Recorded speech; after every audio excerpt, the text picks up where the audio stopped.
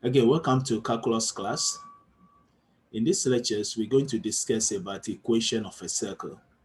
This is our unit 1, lecture number 2, part 2. Our main objective is to understand the standard forms of equations of a circles. Also, we're going to learn how to find the points of intersection of two graphs and also use the mathematical models to model and also solve a real life problems. So we start with a circle. And here we have a circle. The center of the circle is HK. H represent the x-axis, K represent the y. So we have a circle here. Again, the center is HK. And any point on the circle is XY. And we know the radius of a circle is constant from HK to any point on the circle. So here we consider the circle shown below. And we said that the point X and Y is on the circle if and only if its distance from the center of the circle HK is R. R represents the radius of the circle. And any point we take from the circle, the distance from there to the center is R, and it's always a constant. So we're going to apply the distance formula that we learned in our previous lectures. As we all know, in this case, we have 2 points now, as we can see on the circle. And the radius is from HK to SY, any point on the circle SY. And again, the radius is always constant from any center of from the center of the circle to any point on the circle. So here we apply the distance formula, which will be normally to be x minus s1 square plus y minus y1 square. Now, as we said, the h represent the x-axis and also the k represent the y-axis. So the formula will be s minus h all square plus y minus k all square equal to r. So this is a distance formula. R, which is the radius of a circle, will be the distance from the center of the circle to any points on the circle. So by squaring both sides of the equation, we can obtain what we call the standard form of the equation of a circle. Here we are going to remove the square root. So as we square both sides, square root will cancel the square and r become r square. So the standard form of the equation of a circle, again, is s minus h square plus y minus k square equal to r square. And this formula was derived from the distance of the center of the circle to any points on the circle, which again is a r equal to square root of s minus h square plus y minus k square. So HK, as we said, is the center of the circle. R would represent the radius of the circle. And X and Y can be any point on the circle. Now, if the center of the circle starts from the center of the origin, which means X equal to 0, Y equal to 0, then the formula will be S squared plus Y squared equal to R squared. Why? Because h equal to 0 and k equal to 0. So again, s minus 0 is x, y minus k is y. So when we have, again, a circle that the center is not the center of origin, which is not 0, 0, then we have a value for h and a value for k. When it's a center of origin, which means x is 0, y is 0, then we have the formula s squared plus y squared equal to r squared. So let's see one example here. And in this example, they say we should find the equation of a circle. So we have the point 3, 4, which lies on a circle whose center is at negative 1 and 2. So this means 3 will be our x value, 4 will be our y value. This is a point, like that lies on a circle. The center of the circle is -1 and 2. So this means h is equal to -1 and k is equal to 2. So the solution in this case, we are going to use the formula, which is the equation of a circle. So r equal to square root of s minus h square plus y minus k square. So s is 3 minus h is -1 all square plus y is 4 and k is 2. So it will be 4 minus 2 all square. So we are going to simplify this equation and we get plus, because minus will give us plus. So we have 3 plus 1, which will give us 4. 4 square will give us 16. 4 minus 2 will give us 2. 2 square will give us 4. So we have 16 plus 4, which will give us square root of 20.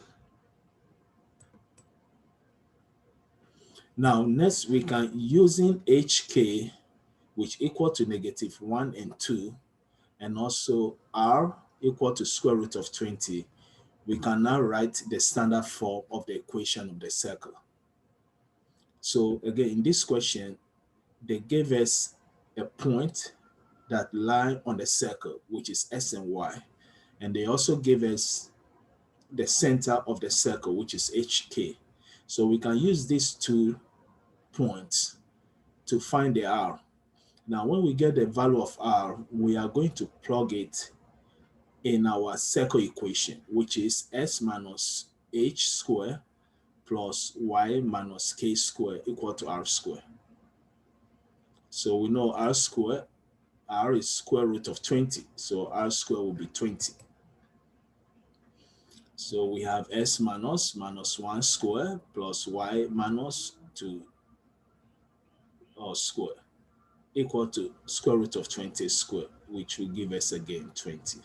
So this will be our final equation in the standard form. Here they say we should write the circle equation in the standard form. So it will be s plus 1 square plus y minus 2 all square equal to 20. Again, the best way to solve this problem, since 2 points are given to us, the center is given to us, which is the h and k value. And also 1 point on the circle is given to us. And they say we should write down the equation of the circle in the standard form. So the first thing we need to do is to find the value of r. Since we have the 2 points, r represents almost the distance between the center of the circle to any point on the circle. So we use the formula to find the r. Then we write the standard form of the equation. Then we substitute the value of h and k and r. And we come up again with the equation of the circle in a standard form. So now let's move to the next section, which is the points of intersection. Here we say that an ordered pair that is a solution of 2 different equations is called the point of intersection of the graphs of the 2 equations. This idea will take us to system of linear equation, which we're going to discuss later on. And also we're going to see supply and demand, the intersection of the supply line, and also the demand line will give us the even or the equilibrium point. So here we say again, the ordered pair, that is a solution of 2 different equations. We have 2 different equations. And if we plot this using graph, the intersection of the 2 equations will be the solution. So here we mention a common business application that involves points of intersection is break-even analysis. Break-even analysis concept is that we in business, we spend money and also we make money. So let's say the total expenses will be the cost or the total cost.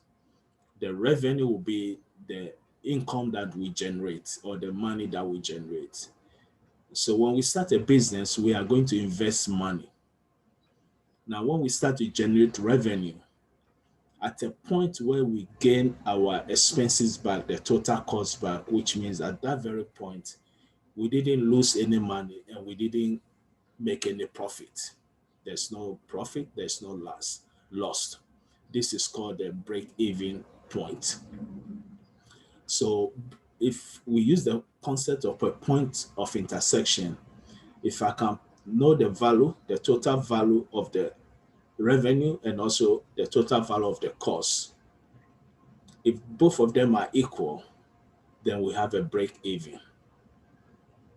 And we're going to discuss this with an example soon. So this is it, the total cost of producing S unit of product.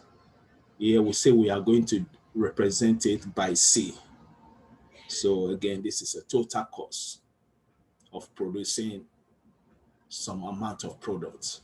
Now, the total revenue from the sale of the products, we are going to represent it by R. So now we can find the even point by setting the cost equal to the revenue. And this is again called the break-even point. When the total cost is equal to the total revenue in a business setting, we have what we call the break-even point. And that would be a point of intersection mathematically. So let's see one example here. Here we said a company manufactures a product at a cost of 65 cents per unit and sells the product for $1.20 per unit. The company's initial investment to produce the product was $10,000. Will the company break even when it sells 18,000 units? How many units must the company sell to break even? So our question is, we want to know if the company sell 18,000 units, the total cost and the total revenue will be the same, which means the company didn't lose and also the company didn't make no profit. So the first thing we need to do is to find a way to come up with the total cost and also the total revenue. Then we equate it together. Then we can find a unit. For example, we can represent the unit as X variable. So here, the first thing we're going to do, we say the total cost. Since we don't know the number of units, actually that's what we are looking for. We are going to represent it as X. But when we read the question here, they say the company's initial investment to produce the products was $10,000. So this would be like a fixed cost. It doesn't change. If the company produces only one unit, it still have to spend $10,000. If the company produces 1 million units, it still have to spend $10,000. So that would be the fixed cost. Now we have something we call the variable cost. The variable cost means every unit the company produce, there must be some cost. So the more units, the more cost. So that's why it varies in variable cost. So here the question said the company manufactured a product at a cost of 65 cents per unit. So that will be our variable cost. So here we have C equal to 0.65x. The more X unit we produce, the more money we are going to spend. Every unit we produce, we spend 65 cents. But we also have a fixed cost. Before we even start the business of producing any item, we need to invest $10,000. Maybe in the location, it can be the lease of the building, it can be the machines we are going to purchase, etc. So now we come up with our cost equation. So this is our cost equation now. Next, we need a revenue. Revenue equation is very straightforward. How many units we sold and how much we sell per unit. So the question said we sell the product for $1.20 per unit. So the revenue equation will be R equal to 1.2x. And we have that here, R equal to 1.2x, because we sell one product for $1.20. and we sell X amount of items. Now, our question is how many units must the company sell to break even? As we said earlier in the theory, break even means the total cost is equal to the total revenue. So we are going to equate R equal to C. And we know R is 1.2x equal to total cost is 0.65x plus 10,000. So our goal now is to find the value of X. So we subtract 0.65 from 1.2x, we get 0.55x, which equal to 10,000. So X will give us 10,000 divided by 0.55. And the final answer will be 18,182. So we can answer the two questions now. The company must sell 18,182 products, units, in order to break even. And also the 18,000 was not the correct amount to break even. Because the question said, is 18,000 the correct amount to break even, or what is the number of products? So here we graph it and we can see the revenue function and also the total cost function. At the blue area, we have a loss because we can see the revenue function is down while the total cost function is up. Again, here we can plug the values in. This is a linear function because the variable's power is only one. So when we plot both lines, now we say the point of intersection is where we have the break even. Now from there going, on the brown area, we have profit now. We can see the revenue function is at the top, and then the total cost function is at the down.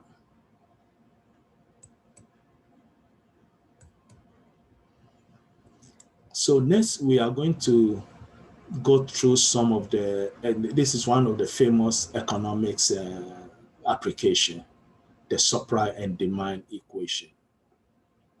So we know supply equation normally goes in this form, as we can see. When the price will be our vertical line, and the number of units or surprise will be X. So as we all know in economics, when a supply is going up, well, the suppliers will supply more because they are going to make more money. So we can see that the supply graph always is increasing. When the price go up, we supply more products to make more profit. Then we have the opposite to demand. This is demand. Demand again go high when the units are not available. So we can see it's decreasing. From beginning, we can see the price is very high because only few items. As more items are producing, the demand will go down and the price also will go down. So now the intersection of the two is what we call the equilibrium point, and that's the most ideal price and demand. So here we say a typical demand curve tends to show a decrease in quantity demanded with each increase in price. As we can see, when the price is so high, the demand is low. When the price is going down, that's where the graph is going down, we can see the demand, the X is increasing. And the supply is opposite. In the supply, we can see that the price is low. Suppliers may supply less items because they are not going to make much profit. But when the supply start and the price start to go up, then they're going to produce more to the market because price is good. Now we send the intersection of the two, we give us what we call the equilibrium point. And in economics, this is a perfect idea price and quantity that should be in the market. So here we can see the demand curve and also the supply curve. And the point, the intersection, is called the equilibrium point. So here we say the S coordinate of the equilibrium point is called the equilibrium quantity. And also the P coordinate is called the equilibrium price. Now, we can find the equilibrium point by setting the demand equation equal to the supply equation and solve for X. This is the same concept as break-even point.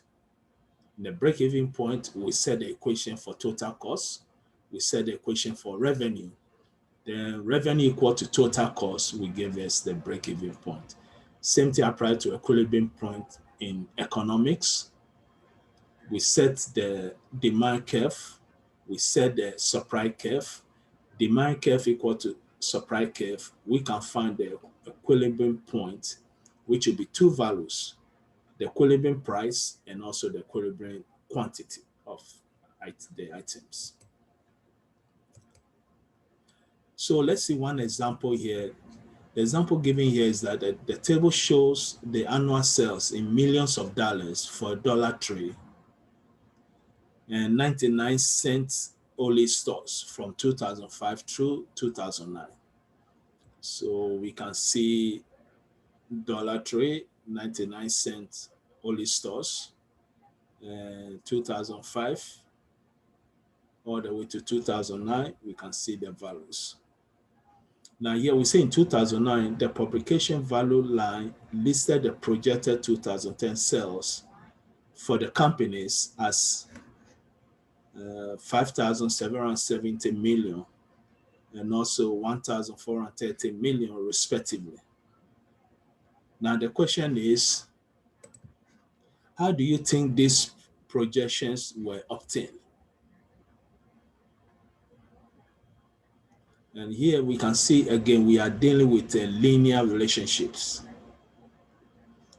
This concept in advanced level, we can use something we call the regression analysis in statistics. We do this a lot. So let's go through a straight line concept. So the projection were obtained by using the past sales to predict future sales. This is very common again in statistics. If I have 10 years of data, I can analyze those data to predict what will happen in the 11th year based on the pattern of the data. If I see an increasing slowly from first year to 10th year, then I'm sure there will be a little bit increase also. I won't say there will be decreasing because it's increasing every year for 10 years. There's a chance that it may decrease due to some economical issues, but based on the data, our projection will be increasing because it's increasing throughout from 1 to 10. So the past sales were modeled by equations that were found by, again, as I said earlier, we use the statistics techniques in this case, called the least square regression analysis. The models for the companies are these two given to us. Again, in this class, we don't have to know how this model came about.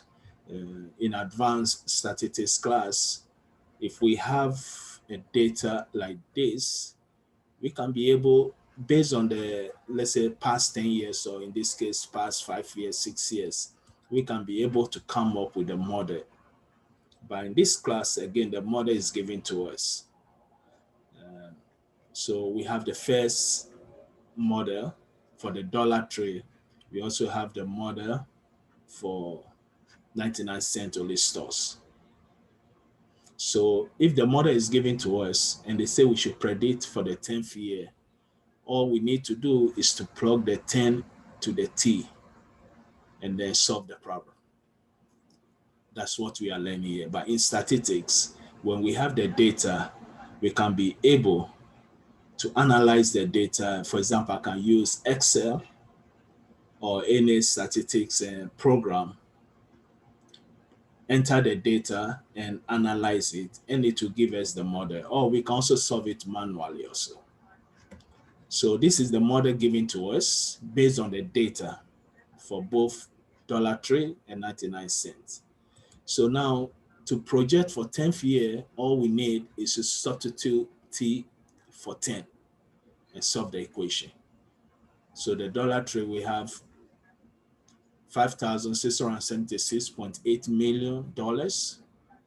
In the 99 cent only stores, we have $1,431.2 million. So we plot the two graphs, and this is what we have. Again, this is for $3 and this is for 99 cent stores.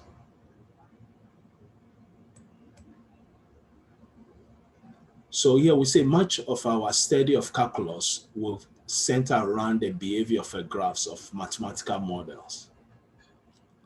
So in actually the meaning of calculus is trying to find the change of something based on the time or rate of change based on some scenarios.